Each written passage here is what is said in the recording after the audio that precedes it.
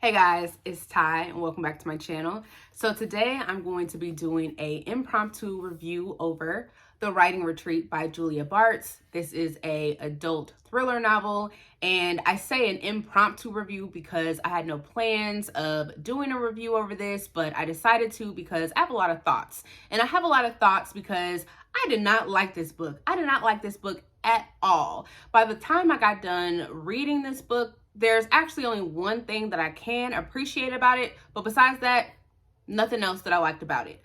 The only reason why I ended up picking up this book in the first place is because Kayla over at Books and Lala is doing this for her book club. She runs the Literally Dead book club, and this is their pick for the month of April. So I went ahead and picked this up. I went into it with some really high expectations because not only was it her pick for that month, but some other booktubers that I watched, they went into this and they were pleasantly surprised by how much they enjoyed it. I also saw some reviews over on Goodreads, and the ones that I read, they said that it was really good. Now, keep in mind, I understand that this has like an average rating of like a 3.5 stars over on Goodreads.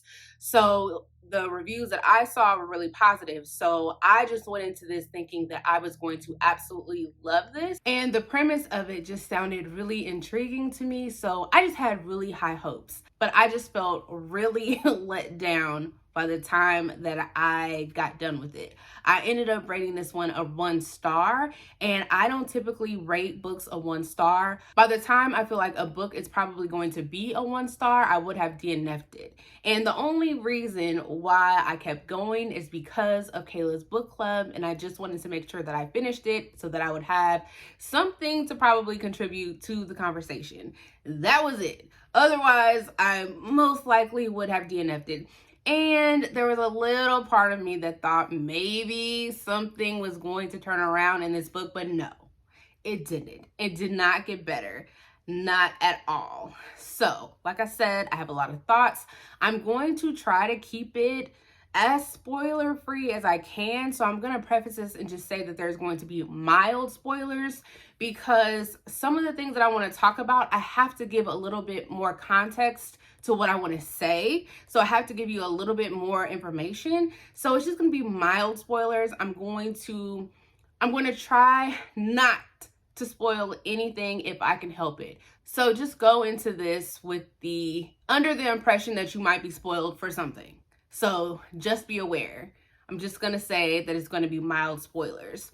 I'm going to start off with a brief synopsis of what this book is about, and then we're just going to jump into my full thoughts. I'm going to tell you guys everything that I did not like about this book. We're going to end on a high note and tell you the one thing that I did like about this book and the one thing that I could appreciate about it, and then that's it. So we will go ahead and get started. So this follows our main character by the name of Alex, and she works in publishing. I can't really remember what she does. She does something like in publishing, but she's also a writer, and she gets invited to go to this writing retreat, and it's being hosted by this writer by the name of Rosa Vallow, and she's a really popular horror writer. And so the writing retreat is actually being held at this really famous like mansion, but the mansion has this like really creepy haunted backstory. And so when Alex arrives at this mansion, she also learns that her former best friend Ren is going to be coming to this writing retreat as well. So when everybody arrives, all the writers arrive at the mansion. Rosa lets them know that yes, you guys will be here for a month. You guys will be working on your writing, but I've also kind of turned this into a competition. So you guys will have a month to work on a book. At the end of that month, I will choose the best book, and then whoever wins, you guys will have that book published, and then you'll have a 7-figure deal contract. And so that kind of puts everybody on edge. And while they're working on this book during this month, you know, some strange things starts to happen in this mansion. They start to realize that Rosa's not quite right. She has, you know, some weird working methods. Her behavior becomes kind of erratic. And then somebody goes missing, and the story kind of takes off from there. So that's what the story is about. And now I'm just going to go ahead and tell you guys everything that I did not like about this book. I'm going to go ahead and start off with the two I'm going to say the two main characters in this book. The thing that really got me and the thing that I felt like slowed this book down so much in the beginning is the talk of Alex and Ren's non-existent friendship. The book starts off with us getting so much information on why Alex and Ren are no longer friends. It annoyed me to no end. We got so much information about why Alex was so upset and so heartbroken and why she gets so nervous every time Ren's name is mentioned. But the thing about it is they didn't tell us why they weren't friends. We would get these hints every so often about what took place within their friendship, but we wouldn't get the full story on why they weren't friends. It was almost maybe halfway into the book before we actually got the story on why these two women were no longer friends. And in my opinion, by the time we got the story, I, one, didn't care anymore, and two, to me, it wasn't that big of a deal. Like, oh my God. Like, I no longer cared at that point why they were no longer friends. I did not care.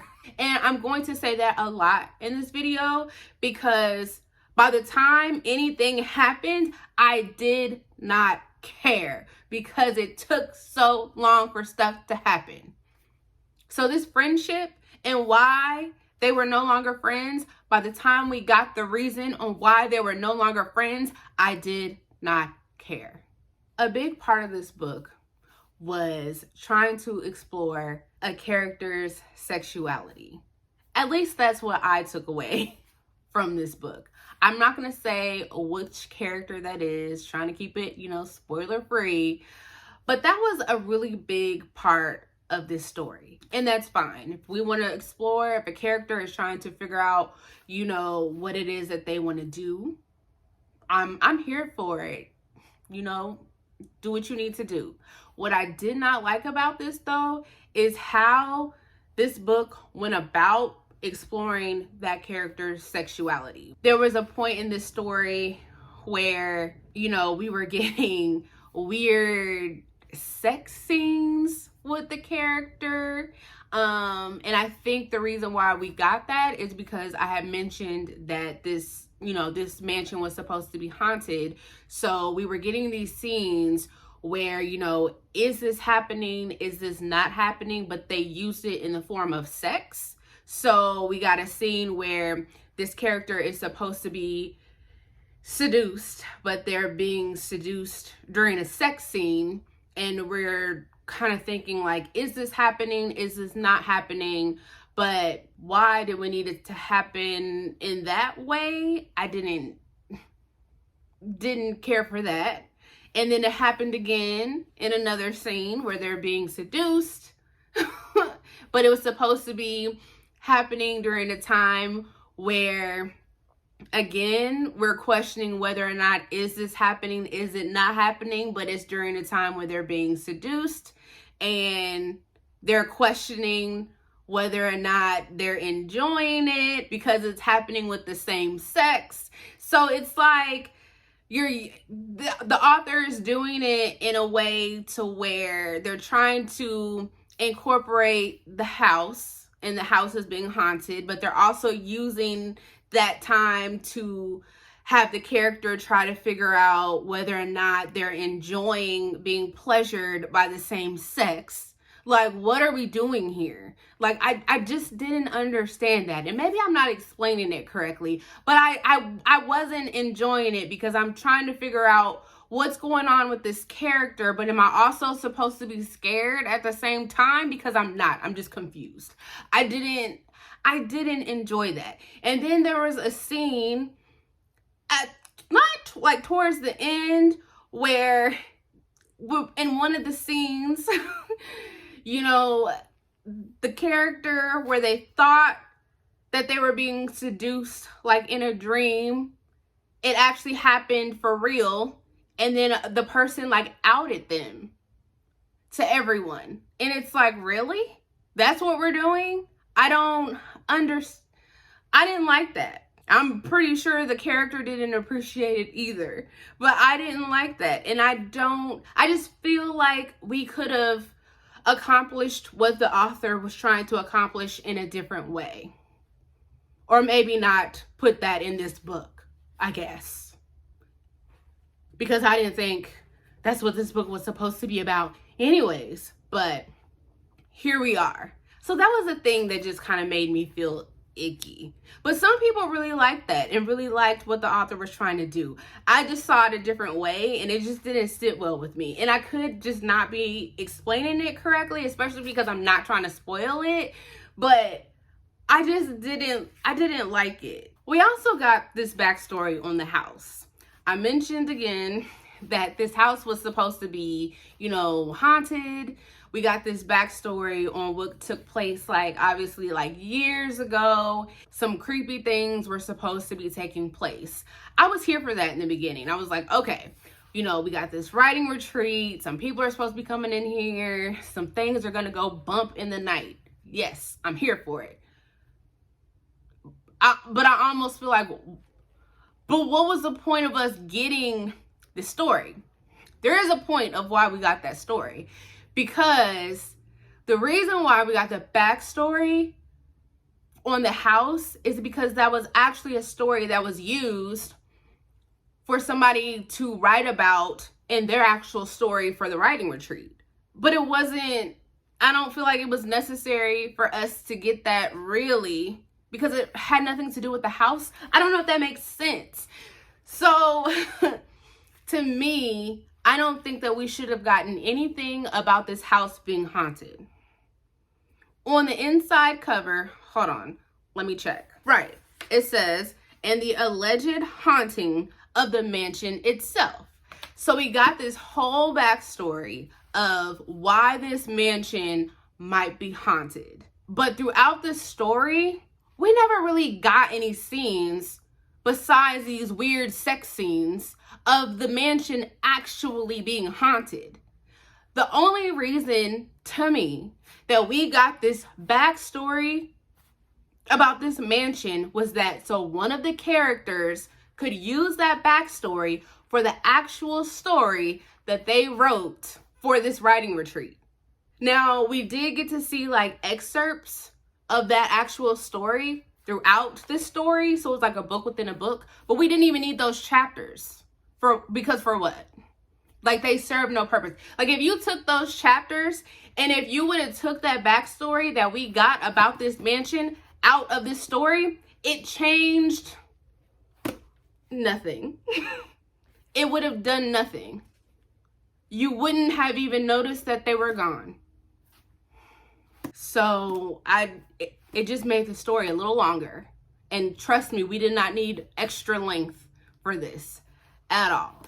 So I don't understand why we got that. And maybe that's just me. I don't know if I'm being nitpicky, but I don't understand why we got that. And basically, everything that I just mentioned happened before the person went missing. So we got all of this before somebody went missing.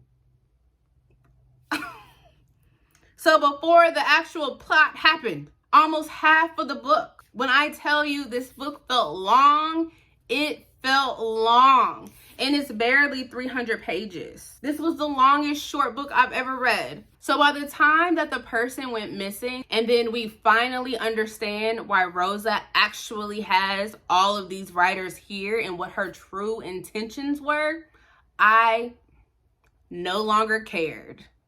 I no longer cared why the person went missing. I no longer cared why Rosa had all these people here. I no longer cared what her true intentions were. I just didn't care. At this point, I just wanted the story to be over.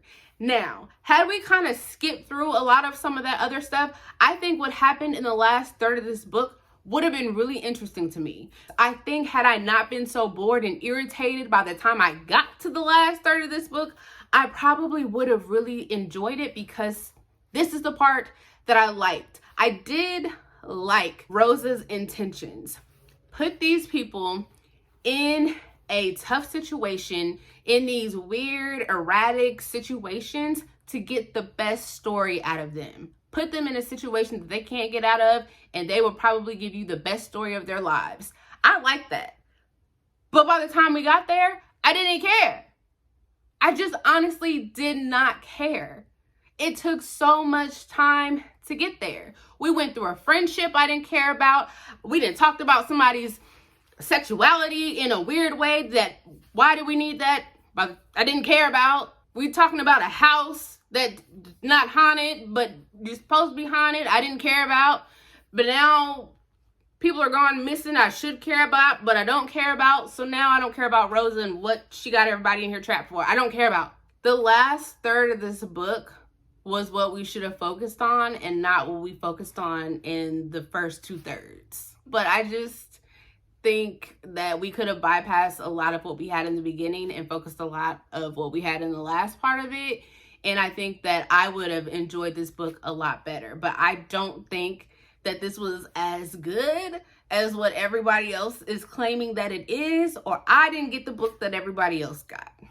But I did not enjoy this at all. So those are my thoughts on the writing retreat. So if you have read this and you did enjoy it, I'm curious to know what it was that you really enjoyed about it and why. So please let me know down in the comments. If you have the same thoughts that I did, please let me know down in the comments. But that is all that I have for you guys, and I will see you guys next time. Bye.